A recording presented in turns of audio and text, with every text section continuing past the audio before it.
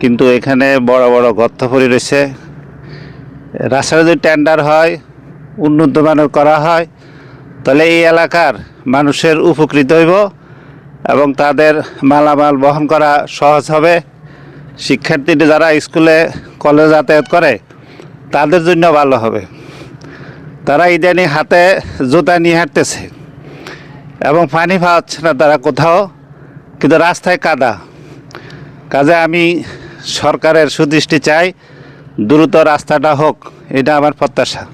আমাদের এই রাস্তার অবস্থা বেশি ভালো না।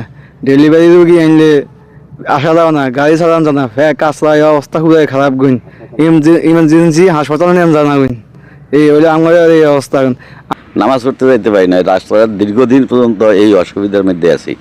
এক রান গাড়া যায়, পানি কাজে সম্পূর্ণ অবস্থা, এই হলে আমাদের এই অবস্থা। নামাজ পড়তে যাইতে পারি না, রাস্তার দীর্ঘদিন পর্যন্ত এই অসুবিধার মধ্যে আছি। এক রান গাড়া যায়, পানি কাজে সম্পূর্ণ অবস্থা গুরুচরণ।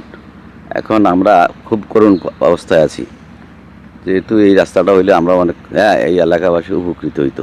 রাস্তা দিয়ে মধ্যে আদান জানা হওয়াই নিয়ে লেখাপড়া করে স্কুলে তো যাইতে পারে না। এই রাস্তা দিয়ে আড়ি, এই রাস্তা দিয়ে খালি গাড়িতে মানুষ হাঁটতে পারে না।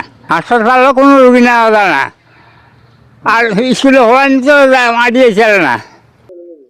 আমি এই মুহূর্তে রয়েছি রামগতি পৌরসভার পৌর ৯ নম্বর ওয়ার্ডের চানমিয়া সড়কে। দীর্ঘদিন ধরে এই সড়কটি সংস্কার না হওয়ায় বিপাকে পড়েছেন এখানকার প্রায় ৫০০ শতাধিক পরিবার। স্কুল, কলেজ, মাদ্রাসা শিক্ষার্থী থেকে শুরু করে জরুরি মুহূর্তে কোনো রোগীকে দিতে পারছেন না প্রাথমিক চিকিৎসা সেবা। তাই স্থানীয়দের দাবি, দ্রুত সময়ের মধ্যে যেন এই সড়কটি সংস্কার করা হয়। লক্ষ্মীপুরের রামগতি থেকে আব্দুল্লাহ আল জোবায়ের, গণকণ্ঠ ডিজিটাল।